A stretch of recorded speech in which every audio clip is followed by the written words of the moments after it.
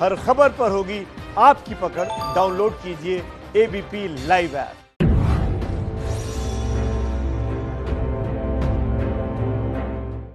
नमस्कार, स्वागत है आपका एबीपी न्यूज में। आप देख रहे हैं इलेक्शन का सबसे बड़ा शो, कौन बनेगा मुख्यमंत्री। आपके साथ मैं हूं अखिलेश आनंद। इस वक्त मैं जमुई में मौजूद हूं और ग्राउंड जीरो से हम आपको हर खबर दिखा रहे हैं।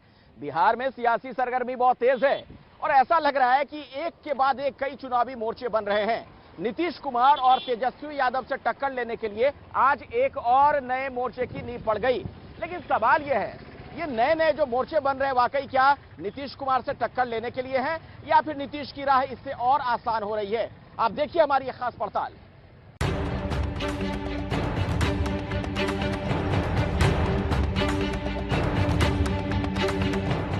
तो बिहार में 15 वर्षों से नीतीश कुमार जी बैठकर बिहार को रसातल में पहुंचा रहे हैं। मुझे यकीन है कि अब के बार बिहार के इलेक्शन में बहुत अच्छा रिजल्ट आएगा।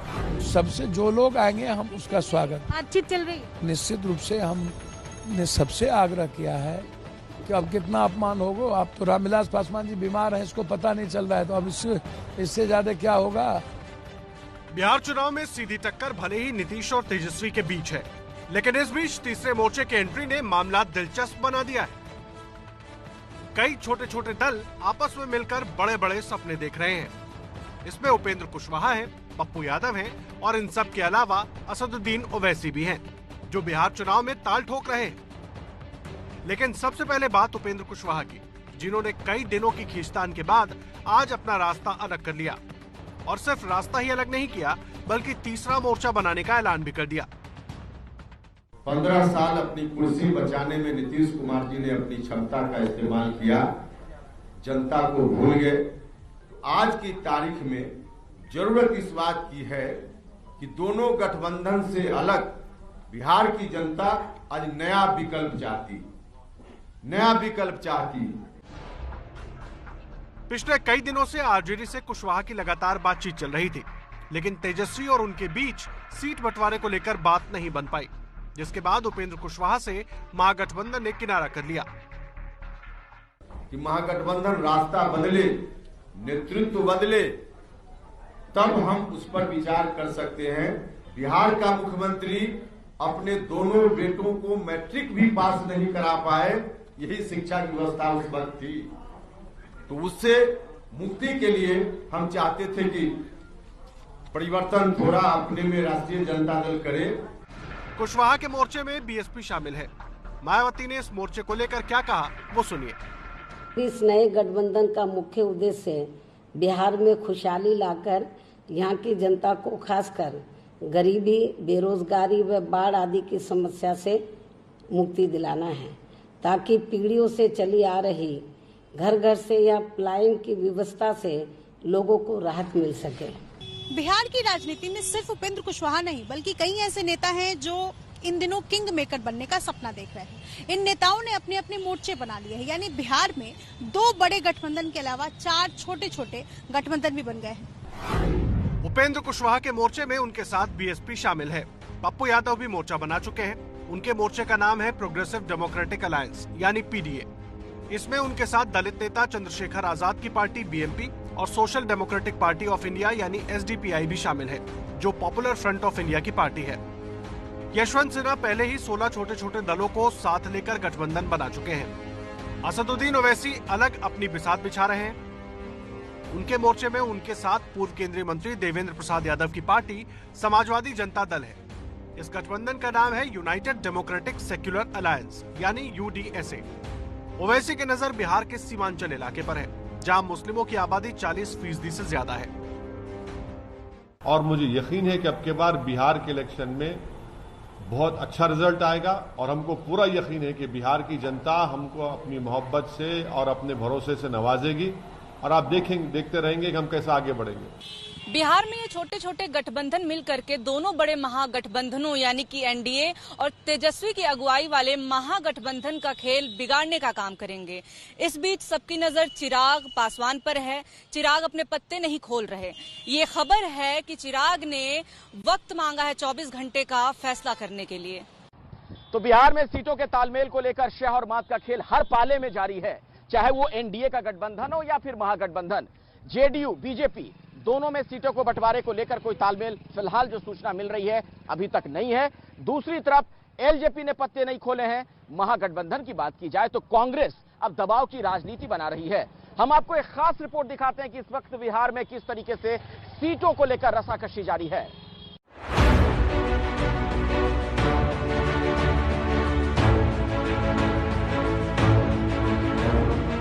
बिहार में सीट बंटवारे पर एनडीए में सबसे ज्यादा सिरफुटअव्वल बचा है। जेडीयू, बीजेपी, एलजेपी और मांझी की पार्टी हम में सीटों को लेकर सियासी घमासान मचा है। एबीपी न्यूज को मिली जानकारी के मुताबिक चिराग की पार्टी एनडीए के खेमे में ही रहेगी और इसी हिसाब से एनडीए में सीटों के बंटवारे पर अंदर खाने मंथन चल रही है। एबीपी न्यूज को मिली जानकारी के मुताबिक एनडीए में बीजेपी और जेडीयू के बीच 50-50 का फार्मूला तय हो गया है। 243 सीटों वाली बिहार विधानसभा में जेडीयू बड़े भाई के रोल में है, इसीलिए उसे बीजेपी से 1 या 2 सीटें अधिक मिल सकती है। कहा यह जा रहा है कि 1 अक्टूबर तक सीटों के बंटवारे का फार्मूला तय कर लिया जाएगा। जेडीयू को 122 और बीजेपी को 121 सीट। बीजेपी अपने कोटे से एलजेपी को सीट देगी, जबकि मांझी की पार्टी को जेडीयू अपने कोटे से सीट देगी। एलजेपी ने अपनी मांग घटाते हुए 27 सीटों की मांग की है। हालांकि बीजेपी 10 से 15 सीट देने के लिए ही तैयार है। एनडीए में सारा पेंच स्ट्राइक रेट को लेकर फंसा हुआ है। बीजेपी को लगता है कि उसका स्ट्राइक रेट बेहतर होगा, क्योंकि नीतीश कुमार पिछले 15 सालों से बिहार के मुख्यमंत्री के कुर्सी पर हैं। ऐसे में विरोधियों का मानना है कि नीतीश को एंटी इनकम्बेंसी का सामना करना पड़ सकता है। विरोधी ये भी कह रहे हैं कि इस एंटी इनकम्बेंसी को दूर करने के लिए ही तो नीतीश कुमार पीएम नरेंद्र मोदी के साथ अपनी दोस्ती वाले पोस्टरों का सहारा ले रहे हैं और ऐसे पोस्टर बिहार में कई जगहों पर लगाए भी जा चुके हैं। उधर आरजेडी कांग्रेस में भी सीटों को लेकर ऐलान से पहले एक दूसरे पर दबाव बनाया जा रहा है। जो कांग्रेस सभी सीटों पर लड़ने की तैयारी कर रही है, उसे आरजेडी 58 सीट से ज्यादा देने के लिए तैयार नहीं है। जैसा माहौल इससे पहले भी रहा है कि अगर हम किसी प्रकार के समझौते में अगर जाते हैं, एक सम्मानजनक समझौता, इन सभी जिला अध्यक्षों का, कार्यकर्ताओं का एक ही मांग है कि अगर सम्मानजनक समझौता होता है तो उसके ऊपर में सोच विचार किया जाए। कांग्रेस पार्टी को आरजेडी ने, हम लोगों ने 58 सीट कहा है कि कांग्रेस पार्टी लड़े और एक जो लोकसभा का सीट है वाल्मीकि नगर का, उस सीट पर कांग्रेस लड़े। हालांकि महागठबंधन में आरजेडी 150, कांग्रेस 70, बाकी सहयोगियों को 20-20 सीट देने के फॉर्मूले पर बात चल रही है। सूत्रों के हवाले से खबर है कि इसी हफ्ते गठबंधन में सीटों का ऐलान कर दिया जाएगा। इसको लेकर तेजस्वी यादव रांची में पिता लालू यादव से मुलाकात करेंगे। इसी मुलाकात में महागठबंधन में सीट बंटवारे का फॉर्मूला फाइनल होगा। चारा घोटाले के मामले में सजायाफ्ता लालू यादव पर यह आरोप पहले भी लगता रहा है कि रांची में जेल मैनुअल का उल्लंघन कर वो लोगों से मिलते रहे हैं। चूंकि अब बिहार में चुनाव है, ऐसे में ये गतिविधियां तेज हो गई हैं और वीडियो में भी साफ तौर पर देखा जा सकता है कि रांची के जिस रिम्स अस्पताल के डायरेक्टर के बंगले में लालू यादव को शिफ्ट किया गया है, वहां पर ना सिर्फ लोग बेरोक टोक अंदर आ और जा रहे हैं, बल्कि उसी कोरोना के संकट काल में गेट पर भीड़ भी लगा रहे हैं।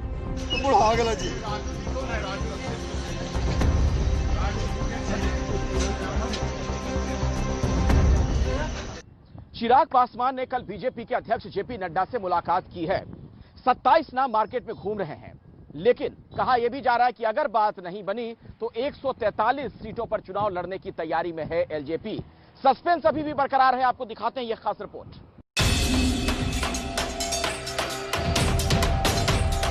रामविलास पासवान की सलामती के लिए बेटे चिराग पासवान ने दिल्ली के हनुमान मंदिर में पूजा की। इससे पहले कल बीजेपी अध्यक्ष जेपी नड्डा और एलजेपी के अध्यक्ष चिराग पासवान की मुलाकात हुई थी। सूत्रों के हवाले से खबर ये है कि बंद कमरे में हुई इस चर्चा में चिराग पासवान ने अपनी बातें रखी और सीट बंटवारा जल्द करने की मांग की।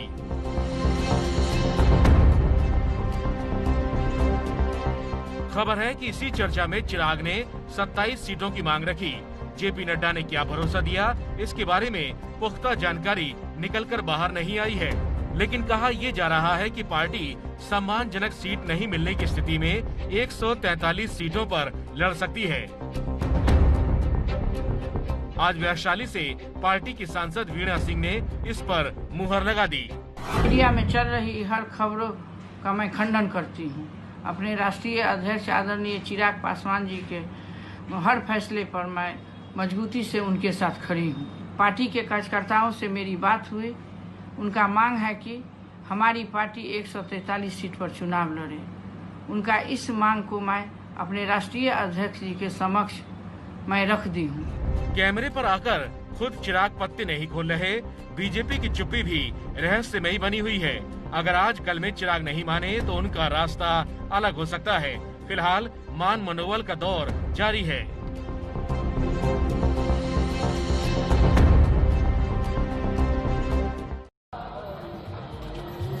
और जैसा कि आपको पता है, इलेक्शन मतलब एबीपी न्यूज, तो ग्राउंड जीरो पर हमारे तमाम संवाददाता तैनात हैं और हर खबर, चप्पे चप्पे की खबर आप तक हम पहुंचा रहे हैं। इस वक्त मैं जमुई में मौजूद हूं, मेरे सहयोगी पंकज झा गोपालगंज में हैं। हम आपको लिए चलेंगे, हमारे साथ जैनेन्द्र भी जुड़ रहे हैं और प्रशांत भी हमारे सहयोगी जुड़े हुए हैं।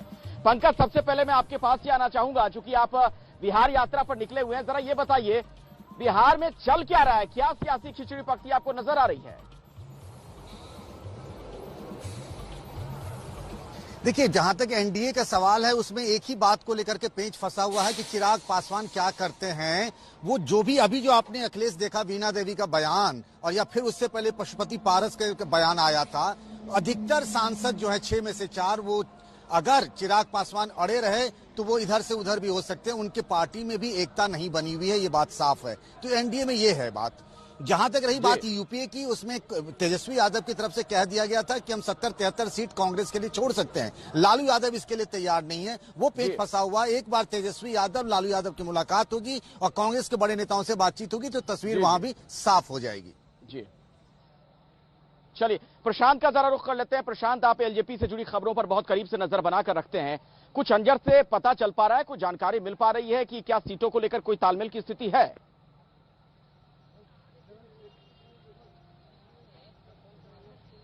जी देखिए अखिलेश, जो एक आपने कहा कि 27 सीटों का एक ऑफर दिया गया था बीजेपी की तरफ से कल जब जेपी नड्डा से मुलाकात हुई थी चिराग पासवान की, लेकिन अभी तक जैसा मैंने कहा, अगर यही स्थिति रहती है अखिलेश, तो जो एलजेपी की सूत्रों का कहना है, अगर उनकी बात मानी जाए तो एलजेपी इस ऑफर को स्वीकार करने की स्थिति में नहीं है, ये उनका दावा है। और आपने देखा कि एलजेपी के एक एक करके सांसद, उनके बयान आ रहे हैं कि पार्टी चाहती है कि 143 सीटों पर चुनाव लड़े। तो अगर यही ऑफर है बीजेपी की तरफ से तो मुझे लगता है कि पार्टी इसको स्वीकार करने की स्थिति में नहीं है। और अगर वो ऑफर नहीं मानती है तो अगले 1-2 दिनों में, खासकर 1 तारीख को, मुझे लगता है कि अगर सहमति नहीं बनती है तो पहली सूची उनके प्रत्याशियों की भी आ सकती है।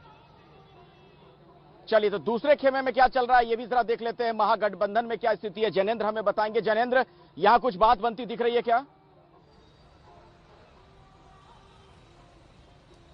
अखिलेश, सुबह तक जो आरजेडी कह रही थी, आरजेडी के नेता मनोज झा कह रहे थे कि अगले 72 घंटे में गठबंधन की रूपरेखा साफ हो जाएगी। वो दोपहर होते होते कांग्रेस से अपील करते नजर आए कि हठधर्मिता छोड़िए, हठधर्मिता कहीं गठबंधन पर भारी न पड़ जाए। जो कांग्रेस कह रही थी कि हाँ बातचीत चल रही है, पटरी पर है, वो कांग्रेस के सूत्र बताने लगे कि अब हम जो है वो आरजेडी माइनस आरजेडी गठबंधन के विकल्पों पर भी विचार कर रहे हैं। और कांग्रेस जो है वो नाराजगी के संकेत साफ दे रही है।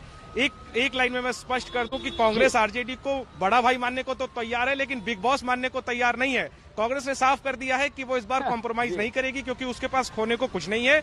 उसे 70+ सीटें चाहिए। आरजेडी अगर इसके लिए तैयार हो जाए, जिसको कि वो सम्मानजनक गठबंधन कह रहे हैं, तब तो गठबंधन होगा, वरना कांग्रेस जो है एक बड़ा फैसला भी ले सकती है। नाजुक मोड़ पर है कांग्रेस आरजेडी का गठबंधन। ठीक है, तो जैनेन्द्र, आप इस खबर पर नजर बनाकर रखें। बहुत बहुत शुक्रिया आपका इस जानकारी के लिए। प्रशांत और पंकज झा भी हमारे साथ जुड़े हुए थे, आप दोनों का भी बहुत बहुत धन्यवाद। लालू यादव के बेटे तेजस्वी को जवाब देने के लिए बीजेपी के तेजस्वी सामने आ गए हैं। बीजेपी युवा मोर्चा के अध्यक्ष तेजस्वी सूर्या ने विरोधियों पर निशाना साधा है। उनसे खास बातचीत की एबीपी न्यूज संवाददाता निधि ने। भारतीय युवा मोर्चा के अध्यक्ष बनकर जेपी नड्डा की टीम में शामिल हुए तेजस्वी सूर्या इन दिनों बिहार यात्रा पर रहे। आपको पता है कि जो विपक्ष की पार्टी है, वहां सीएम पद की रेस में, यानी सीएम रेस के जो उम्मीदवार है वो युवा चेहरा है। बीजेपी इसको कैसे काट पाएगी? बीजेपी के हर स्तर पर, तालुक से लेकर राज्य युवा मोर्चा प्रदेश अध्यक्ष तक हर जो कार्यकर्ता है वो सेल्फ मेड कार्यकर्ता है, वो लीडर है, वो प्रिंस नहीं है। बीजेपी के हर कार्यकर्ता उनकी क्षमता से, दृढ़ता से, मेहनत से नीचे से उठा कार्यकर्ता है, नेता है। जमीन से उनका कनेक्ट है, वो राजकुमार या युवराजा नहीं है। यह फर्क है बीजेपी का युवा नेताओं का और विपक्ष के अन्य दलों के नेताओं का। यंग वोटर्स को बिहार में आप किस तरह इंप्रेस करेंगे, क्या कहने चाहेंगे? तेजस्वी सूर्या अगर फील्ड में उतरते हैं बिहार में तो वो यंग वोटर्स को क्या कहेंगे? देश में एक ही पार्टी भारत के युवाओं का ट्रूली रिप्रेजेंट करता है, वो भारतीय जनता पार्टी है। दूसरे अन्य दलों ने ये बोलते रहते हैं कि आज का युवा कल का नेता है। ये बोलते बोलते युवाओं को नेतृत्व नहीं देते हैं, युवाओं को एक परमानेंट वेटिंग लिस्ट पे डाल देते हैं। नरेंद्र मोदी जी, उनका विचार ये बोलता है कि आज का युवा आज का ही नेता है और उनको वेटिंग लिस्ट पे, परमानेंट वेटिंग लिस्ट पे नहीं डाल सकते हैं और उनको मौका देना है। इलेक्शन के सबसे बड़े शो कौन बनेगा मुख्यमंत्री में आज फिलहाल इतना ही। कल आपसे मुलाकात होगी गया में। शाम 4 बजे जरूर देखिएगा वार पलटवार और शाम 6:30 बजे कौन बनेगा मुख्यमंत्री।